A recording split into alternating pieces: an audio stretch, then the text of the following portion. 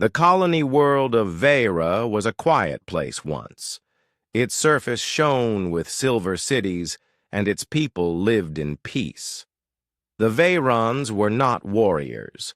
They were farmers, builders, and dreamers who had never known the cruelty of war. But peace ended when the Draxus arrived. The Draxus were raiders who thrived on fear. They came in black ships that covered the sky like a storm. They attacked without warning, cutting through Vera's defense satellites in minutes. Cities fell and families scattered. The Veyrons tried to fight back with patrol craft and old weapons. But nothing slowed the invaders.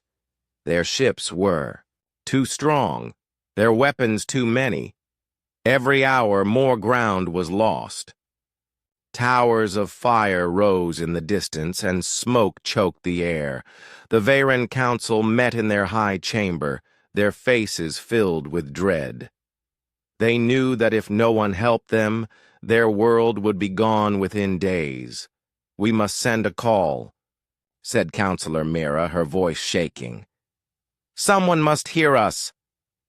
"Who will come?" asked another. "The Union ignores us. The nearby empires will not risk their fleets for strangers." "It does not matter," Mera replied firmly. "We must try. If even one world listens, we may survive." The chamber fell into silence. Then they activated the long-range beacon, one of the few pieces of old technology the Veyrons had inherited from ancient traders. The signal stretched far into the void, carrying a single message again and again. "This is Vera. We are under attack by the Draxus. We cannot hold. We beg for aid. Please, anyone who hears this, do not let us fall." The beacon repeated the cry for hours, then days. The Draxus destroyed one city after another.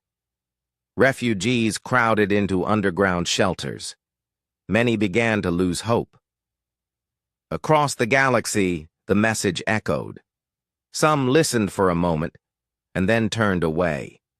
The signal was weak, the distance too great, the danger too high. No one wanted to fight the Draxus. They were feared as relentless and merciless. But on a blue and green world called Earth, the signal did not fall on deaf ears. In Earth's orbital station, technicians monitored deep space transmissions. One of them, a young officer named Riley, caught the faint signal first. He cleaned the static and listened again, his eyes widening. "Commander," Riley said, rushing to the central deck. "You need to hear this." The message played, raw and desperate. The voices of Veyrons pleaded for help. The deck went quiet. Officers leaned closer, some exchanging uneasy looks. The station commander, a tall woman named Admiral Stone, stood still with her hands behind her back. She listened to the words more than once, her jaw tight. "Where is this world located?" she asked. "Outer Rim," Riley answered quickly. "Weeks away by our fastest drive, but reachable. The Draxus are involved, ma'am." A heavy silence followed. Everyone knew the reputation of the Draxus. To fight them meant risking losses. Some officers shifted uncomfortably. One finally spoke. "Admiral, this is far from our borders. We cannot help every world. If we send a fleet, we may lose ships. It is not our fight." Admiral Stone turned to him sharply. "Not our fight?" "You heard their words. They are asking for help because no one else will come. If we look away, we are no better than the empires who hide behind their borders." Her voice cut through the doubt in the room. She turned back to the signal, still looping through the speakers. "They are alone," she said. "But they will not remain alone if Earth has the power to reach them." Orders moved swiftly after that. The alarm rang through the station. Ship captains received urgent summons. Engineers worked without rest, fueling carriers and arming cruisers. Pilots checked their fighters, readying themselves for a mission unlike any other. For many, this was the first time they would travel so far from home. Yet none questioned the choice. Humanity had faced storms, famine, and endless wars on their own harsh world. They had learned to endure the impossible and rise stronger each time. Now another world needed that same fire. On the surface of Earth, families watched broadcasts of the fleet preparing to depart. Some were afraid, others proud. Humanity's leaders spoke to the people with simple words. We cannot ignore a cry for help.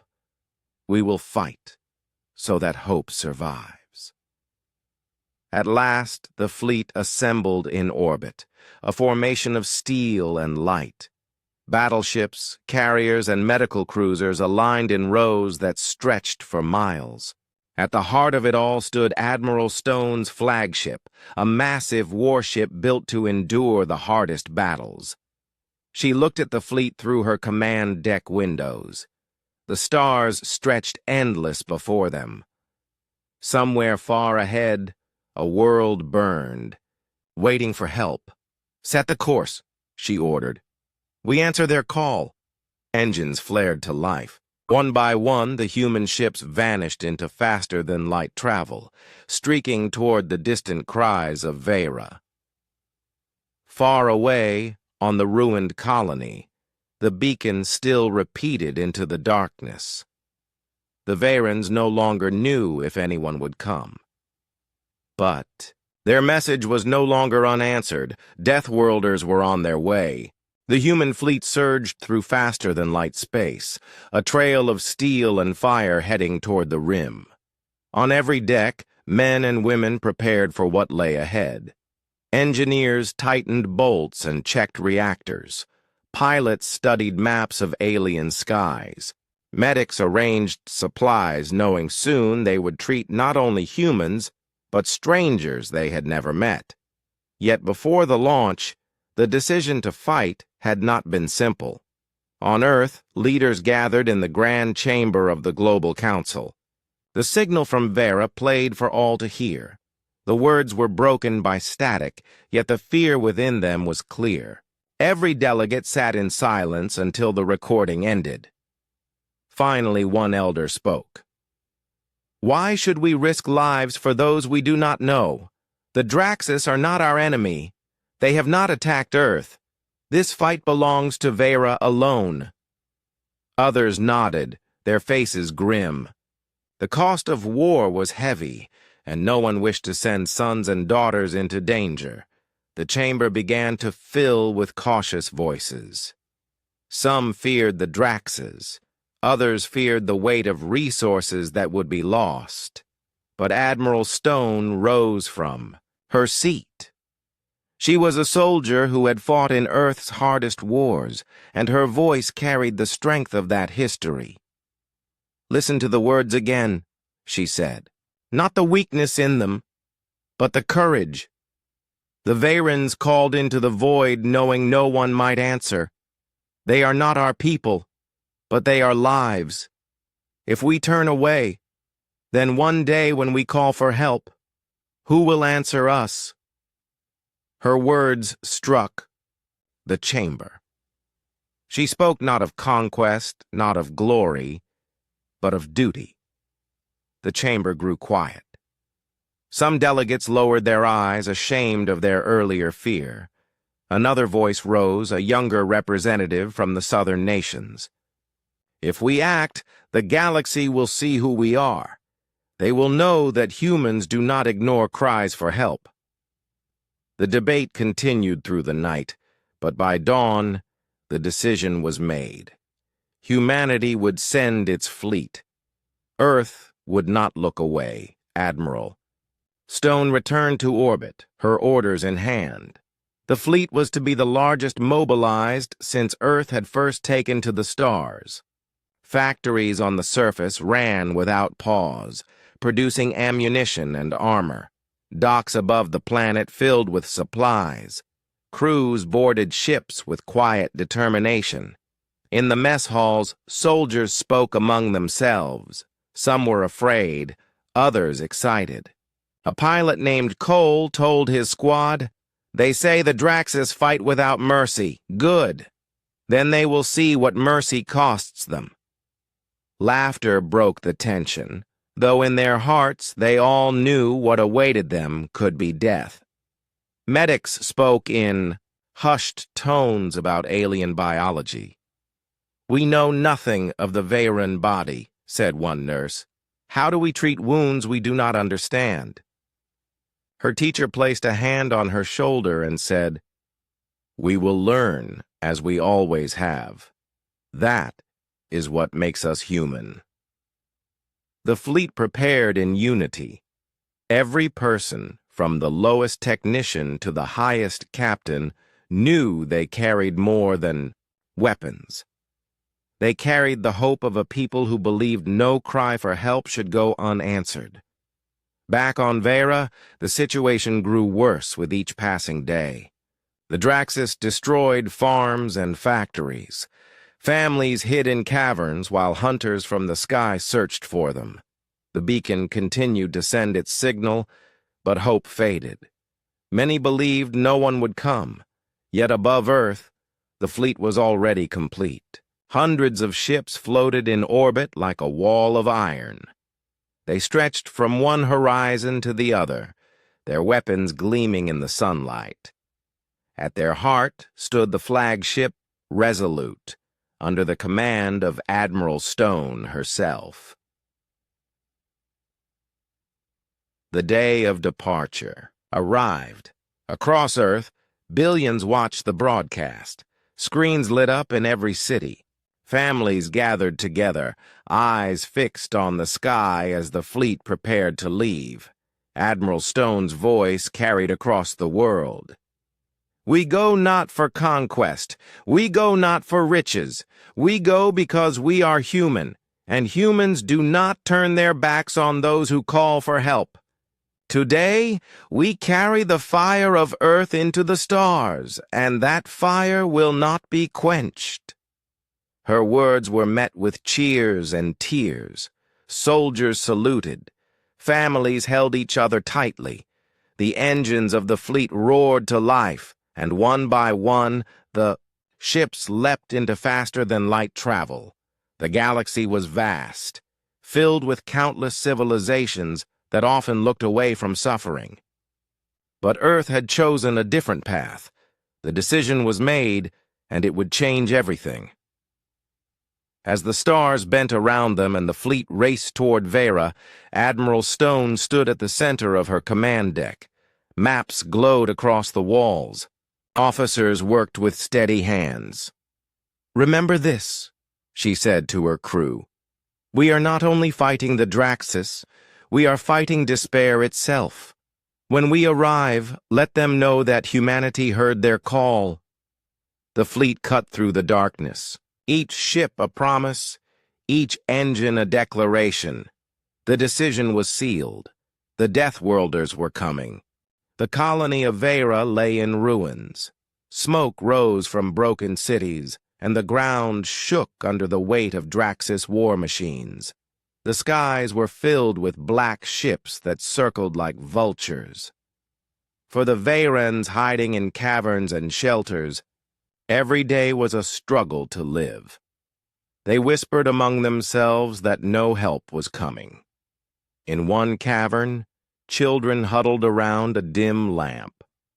Their parents tried to calm them with soft words, but their own eyes showed fear.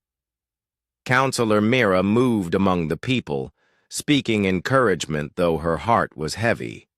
She knew the beacon still pulsed across the void, but what use was a call if no one answered?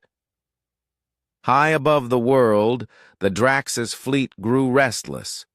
Their commanders had expected an easy conquest, and for the most part, it was. Yet they sensed something was different this time. The Veyrans were weak, yes, but the repeated beacon still broadcast beyond the system. The Draxus knew that sometimes desperate cries attracted scavengers or mercenaries. They waited, ready to strike down any intruders. Far beyond their scanners, space rippled with light. The human fleet emerged from faster-than-light travel in perfect formation. Row after row of steel ships stretched across the black, their hulls gleaming. Fighters hung ready in launch bays. Medical cruisers carried supplies for survivors. At the front, the flagship Resolute glowed with power. On its command deck, Admiral Stone studied the world ahead. The surface burned in scattered fires. Signals of destruction poured through her screens. Her jaw tightened. "They are still alive down there," she said. "We will not be too late." Her officers nodded and moved with quick precision. Orders spread across the fleet, shields powered up, weapons charged, pilots strapped into their cockpits, hearts pounding as the launch countdown began. The Draxus scanners finally detected the newcomers. Alarms rang across their ships. When they saw the size of the human fleet, many hesitated. These were no scavengers, no weak allies seeking scraps. This was an army built for war. The Draxus commander, a cruel leader named Vorak, snarled from his throne. "They dare enter our hunt. Break them. Let the void remember what happens to those who interfere." His ships moved into attack lines, dark wings spreading wide. The skies above Vera trembled with the coming storm. Back in the cavern shelters, the Vayrans heard the rumble above. At first they thought it was another bombing run, but then a child pointed at the horizon. Streaks of light crossed the sky, brighter than meteors. The people gasped as they saw shapes descending from the heavens. "Ships," whispered one elder. But not Draxus ships. Hope, long buried, flickered again. In orbit, the first clash began. Human cruisers fired lances of light that tore into Draxus scouts. Explosions painted the void as wreckage spun away. Draxus warships responded with heavy barrages, their beams cutting through the black. Yet the human shields held, bending, but not breaking. Admiral Stone's voice rang through every channel. "Hold formation. Push them back. Every ship is part of the line." Her fleet advanced like a wall of fire. Fighters poured from carriers, swarming toward the enemy. Draxus interceptors met them, and the sky became a storm of trails and bursts. Inside one human fighter, Pilot Cole gripped his controls tight. His squad dove straight into the enemy swarm. Alarms screamed as enemy shots flashed past his canopy, but his voice remained calm over the radio. "Stay tight, stay sharp, make them pay." He fired, and a Draxus craft broke apart in flames. The battle roared louder with each passing moment. Vayrans on the ground looked upward and saw the sky painted with fire. For the first time, the Draxus did not hold complete control. In the cavern, Counselor Mara's heart raced. She knew those ships were not local. Their design was strange, strong, unlike anything Vera had ever built. Whoever they were, they had come for them. On the flagship, Admiral Stone stood tall as reports flowed in. "Enemy lines weakening," an officer called. "They did not expect us." "Then remind them," Stone replied.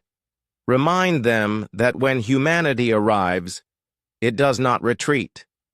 Her words spread through the fleet, giving strength to every pilot, every soldier, every medic preparing to heal. The human fleet pressed forward, cutting deeper into the Draxus formation. Explosions filled the void as enemy ships fell one after another. The Draxus commander Vorak slammed his clawed hand against his throne. Deathworlders, he hissed. He knew of their kind, whispered in dark tales, humans from a savage world, said to endure where others perished. He had hoped never to face them. Now they were here, and his fleet was breaking. Still he refused. To flee. He barked orders, sending more ships into the heart of the human formation. The battle was far from over.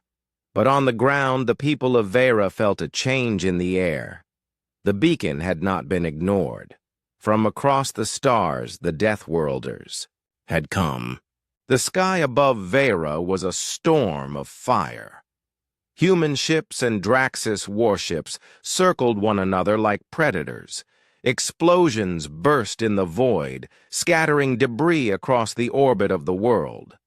Every second brought new danger, but also new proof that humanity would not yield. On the flagship Resolute, Admiral Stone studied the battlefield. Her voice remained calm, even as the deck shook from distant impacts. Bring the line forward. We will not let them break through. Human cruisers advanced, their cannons blazing. Bright lances of energy tore into Draxus' shields, forcing them to retreat. Yet the Draxus fought back with savage strength. Their warships were built for fear and destruction. Heavy beams struck human hulls, cutting deep scars into steel. One destroyer exploded in silence, its crew lost in a flash of light. For a moment, the Draxus believed the tide could still turn. Their commander, Vurak, barked orders from his throne. Press harder. They bleed like all others. Break their wall. But humans did not fight like others. They adapted. They endured. Even as ships fell, the line closed ranks. No gap was left open, and when the Draxus tried to push through, human fighters swept in like a storm, striking weak points and forcing the enemy to scatter. Inside his fighter, Cole led his squad through a deadly dance. Enemy interceptors swarmed around them, firing without pause. Cole rolled hard, feeling his craft shake. "Stay close," he called. His wingmate fired at a Draxus fighter, sending it spinning into wreckage. The humans pressed forward, never letting fear control them. On another front, human boarding pods launched from carriers. They slammed into Draxus cruisers with thunder. Steel claws locked onto enemy hulls and hatches burst open. Human Marines in armored suits surged inside, weapons ready. The Draxus expected panic, but instead they met soldiers who advanced step by step, using cover, striking with precision. One Marine squad pushed through a corridor filled with smoke and fire. Draxus warriors rushed at them, hissing in fury. The Marines held their ground. Sergeant Hale raised his rifle and shouted, "Hold the line!" His squad opened fire, cutting through the charge. They pressed deeper, clearing room after room. The Draxus were larger and stronger, but humans were relentless.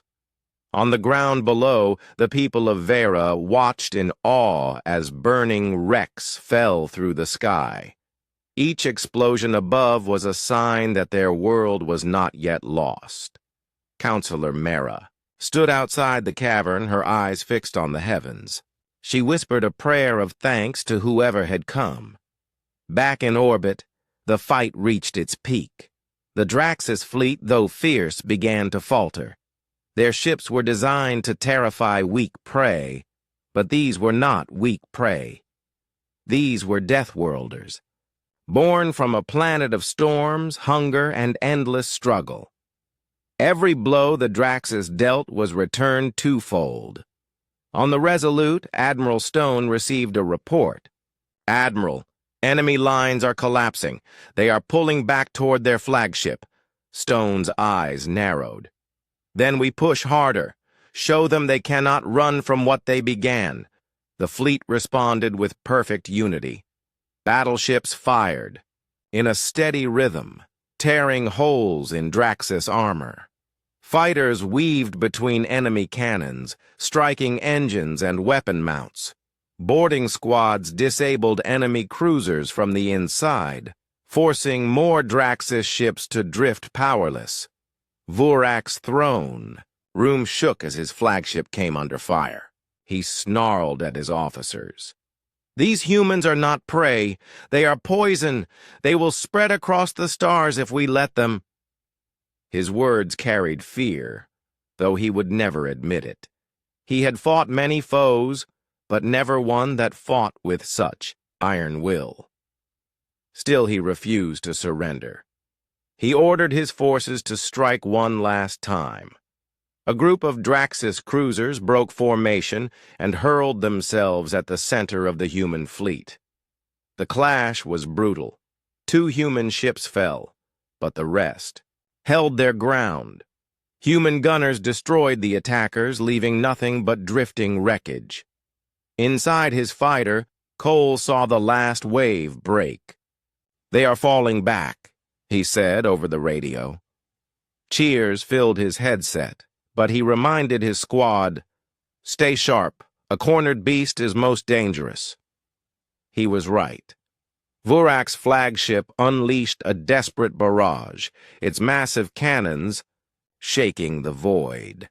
Beams tore into one human cruiser, ripping it apart. Yet even then, the humans pressed forward. The Resolute led the charge, firing every weapon it had. The battle became a storm around the Draxis flagship. Human fighters struck from all sides. Boarding pods smashed against its armor. Marines forced their way inside, battling room by room. Vurak's roar echoed through the halls as he prepared to defend his throne. But no matter how fiercely the Draxis fought, they could not stop the tide. Humanity had arrived, and humanity would not be broken. The clash above Vera raged on, but the end was coming. For the first time in memory, the Draxis faced an enemy they could not conquer, and the people of Vera, watching from below, realized that the galaxy's most feared raiders had finally met their match. The skies above Vera were scarred with smoke and fire. Twisted wrecks of Draxis and human ships floated silently, their weapons still hot from the recent battle. For a moment there was quiet, a stillness that felt both strange and heavy. On the command deck of the Resolute, Admiral Stone stood over the holographic map of the battlefield. Red dots representing Draxis ships had almost vanished. Only a few scattered enemies remained, retreating toward the far edge of the system. The human fleet had won, but the cost was clear. "We've lost 3 cruisers and over 100 fighters," reported a young officer, his voice tight with tension. "Medical teams are overwhelmed and supply levels are low." Stone nodded solemnly. "And yet," she said, "we have saved thousands of lives. That is what matters." Below, the Varans began to emerge from their shelters. Fires still burned. In the distance, and buildings lay in ruins, but the sky now held no more black raiders. Their eyes widened as they saw the human ships slowly moving into orbit. Rescue pods descended, carrying medics, supplies, and engineers. Counselor Mira stood outside a shattered building, holding her daughter close. She had thought all hope was gone. The Draxis had promised death, and Vera had almost given in, but now, with the humans above, she felt something she had not felt in weeks. Relief. "They came," she whispered. "They really came." On the surface, human medics worked quickly to stabilize injured Varans. They were strangers, yet every action was careful and precise. Bandages were applied, burns cooled, and food distributed to those too weak to stand.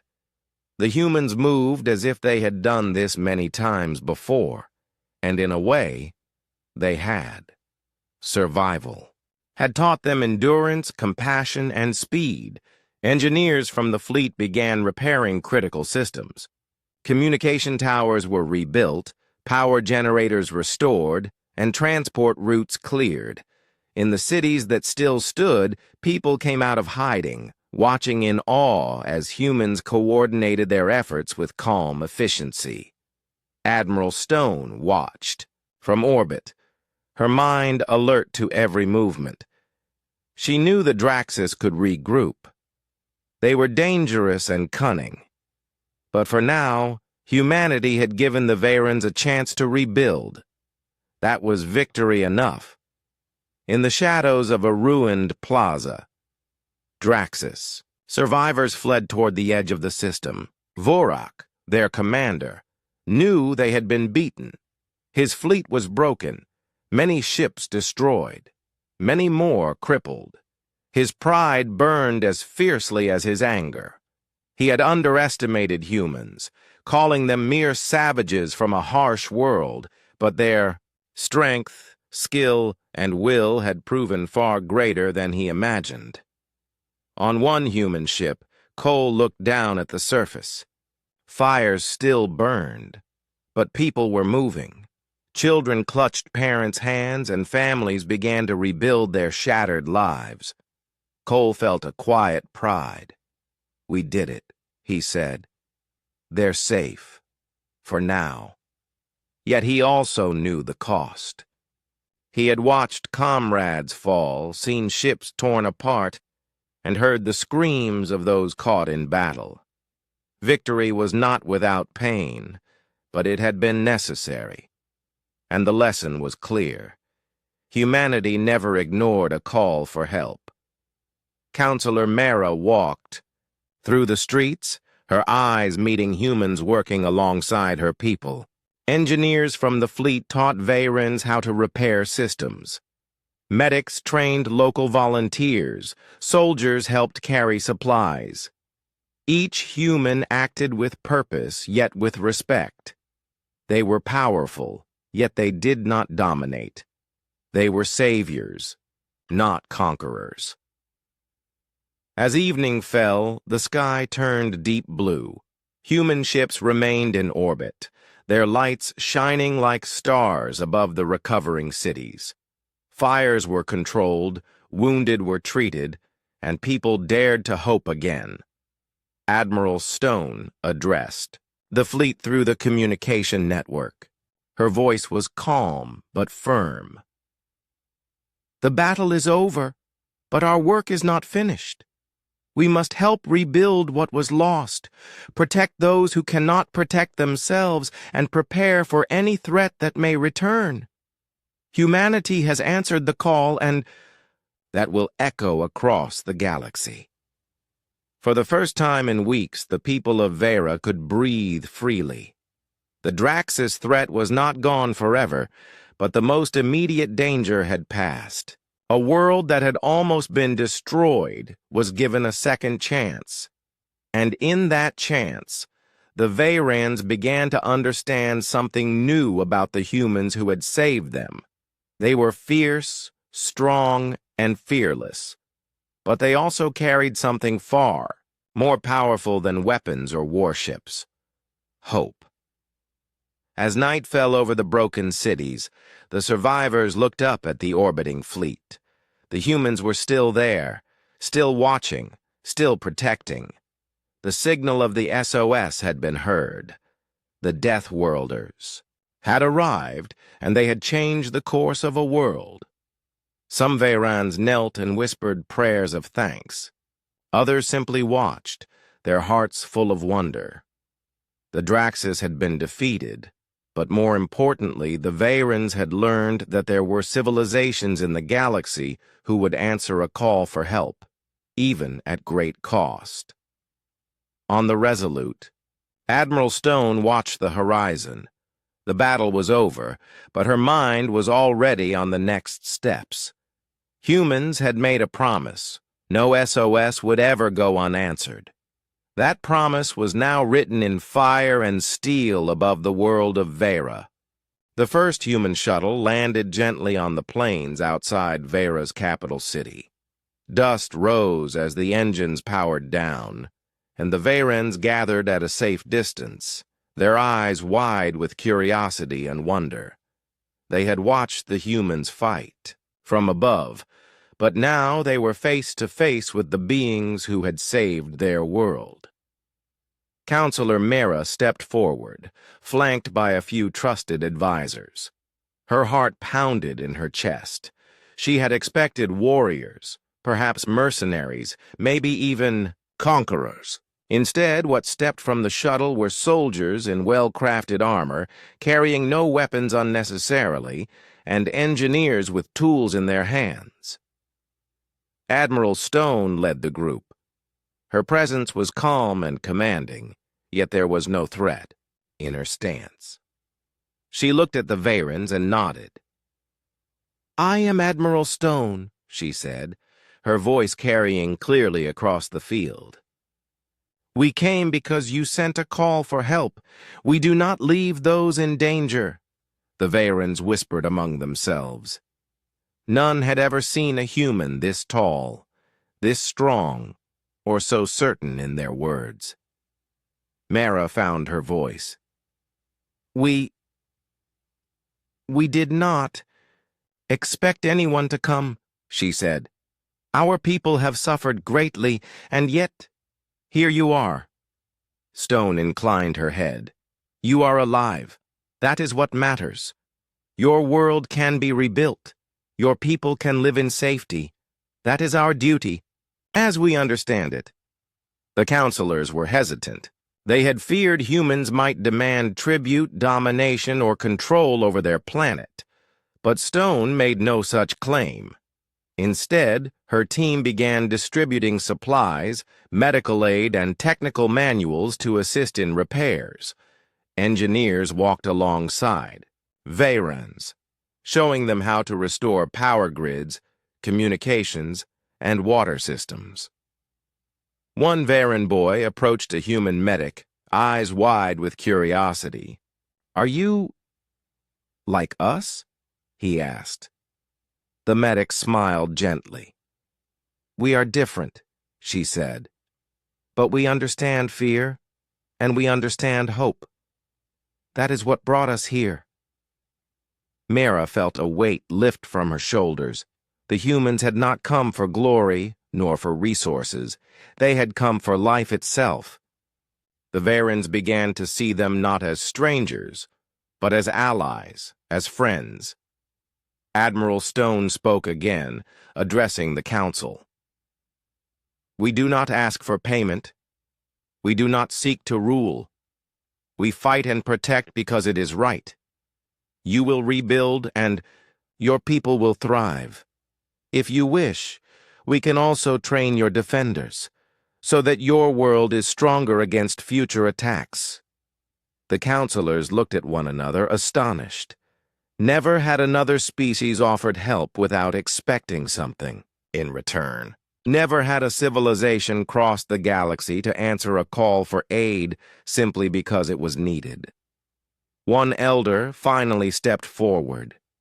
"Your people, your humans, you are feared throughout the stars," he said. "But now we see. You are not only strong, you are just. You fight for those who cannot fight for themselves." Stone nodded. "We do not seek fear. We seek balance. There are many threats in this galaxy. Some are cruel. Some do not care for life. If we can help a world survive, we will." Veran. Children laughed as they played near human engineers, learning to handle simple tools under careful supervision. Adults observed the humans repairing buildings and tending to the injured. The entire scene filled the Verans with hope, something they had not felt for months. Even the Veran soldiers, trained only to protect their cities, watched in awe as humans moved through the battlefield aftermath with calm precision. The humans had faced far worse than the Draxus and emerged stronger, yet they showed no arrogance. Later, in a council meeting with Stone, Mira asked the question on everyone's mind. Why us? Why come so far to save a world you do not know? Stone's eyes were steady. Because every life matters. Because survival is not measured by strength alone, but by courage and compassion. You sent a call into the void. We answered. That is what makes humans human. Mara realized that this was the first time in history that her people truly understood the humans. They were fierce warriors, yes, capable of surviving any storm or battle. But their true strength was in their principles, the will to protect, the courage to act, and the understanding that life itself is worth saving. As the sun set over Vera, the humans and Vayrans worked together. Repairs continued, medical tents were set up, and children learned simple lessons from the visitors. The sky, once filled with smoke and fire, now held the gleam of hope reflected in human ships above. For the Vayrans, a new chapter had begun. They were no longer alone. Across the stars, a civilization had reached out, not for power or glory, but for the simple truth that a life in danger deserves aid. Admiral Stone looked at the recovering city from the balcony of her shuttle. She knew the battle was over, but her mission had only begun. Humanity had made a promise that no SOS would ever go unanswered. Vera would remember that promise, and so would the rest of the galaxy. The Vayrans, once helpless, now understood that. Strength came in many forms, and from this meeting of worlds, a bond was formed that would never be broken. The battle over Vera had ended, but its echoes stretched far across the galaxy. News of the human fleet's arrival traveled faster than any signal. Worlds that had long ignored distress calls now whispered in fear and awe. The Deathworlders had answered a call for help where others would not. On Vera, the people worked alongside humans to rebuild what the Draxus had destroyed. Fields were replanted, water systems repaired, and homes reconstructed. Children returned to schools, and families no longer feared the sky above. Counselor Mara watched the progress with a mix of relief and gratitude. They are unlike any other species we have known, she said to an aide. They fight with skill, yes, but they protect with purpose. They did not take what was ours. They gave us life. Admiral Stone oversaw the final operations from orbit. Her fleet remained in system until the most urgent repairs were complete. Pilots flew patrols to ensure no Draxus stragglers returned. Medical teams treated every injury, human and Veyran alike. The human crew moved with quiet efficiency, aware of both the fragility and resilience of life. Even as they worked, messages arrived from other nearby systems. Other civilizations had seen the battle unfold through signals, and many were stunned. Some worlds that had relied on distance and silence as protection now wondered what it meant to face humans. Fear of the Deathworlders spread quietly, not for conquest, but for the certainty that humans would act when duty demanded it. In one communication, a neighboring empire's envoy said, "Earth has shown that their strength is not in weapons, alone, but in resolve. They will answer the call. No plea goes unheard." Back on the surface, Vayrans and humans held a ceremony to honor those who had fought and those who had fallen. Families of the deceased, both human and Veyran, lit lanterns that floated into the sky. The glow from hundreds of lanterns reflected in the waters of the repaired rivers. It was a reminder that life, even after destruction, could shine again. Counselor, Mira approached Admiral Stone. Your people have done more than save us. You have shown us what hope looks like." Stone smiled softly. "Hope is simple. It is not earned through fear or control. It grows when someone stands when others would turn away. That is what we do, and we will continue to do it wherever we are needed."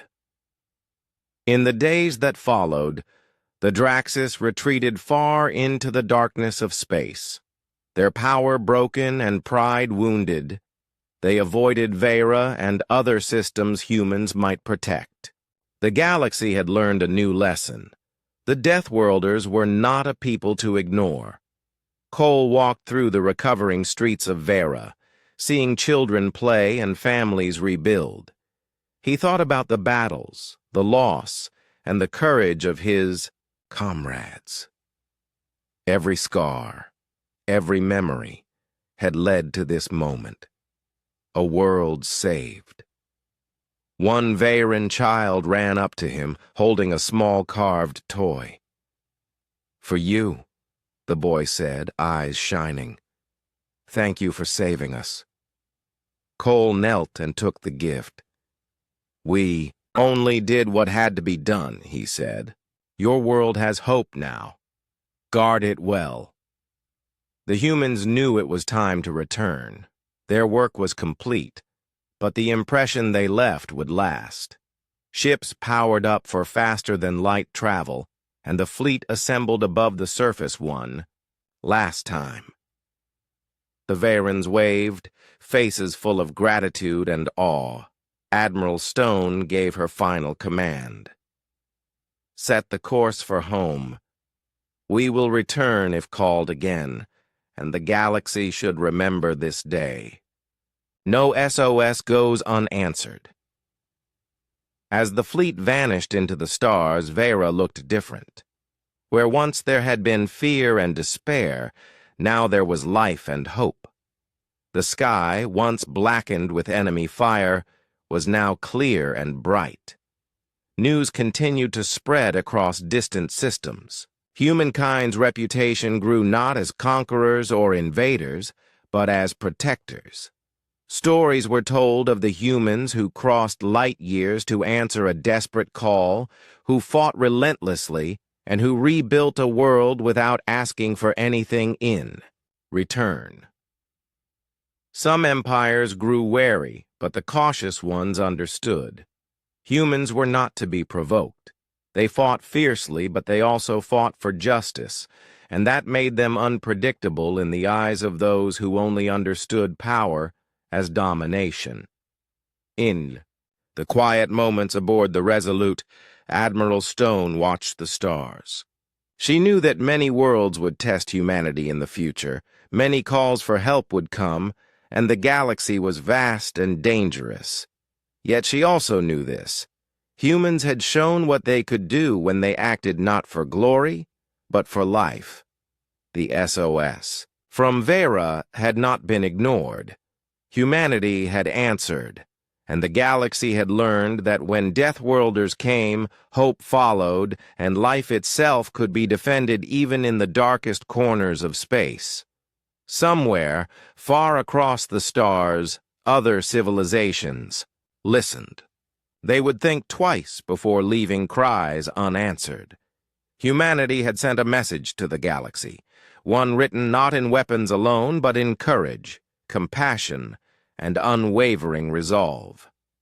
The stars stretched endlessly ahead, but for the humans aboard, the fleet, every light seemed brighter. They had done what they had come to do. They had saved a world. And across the galaxy, the story of the Deathworlders would live on.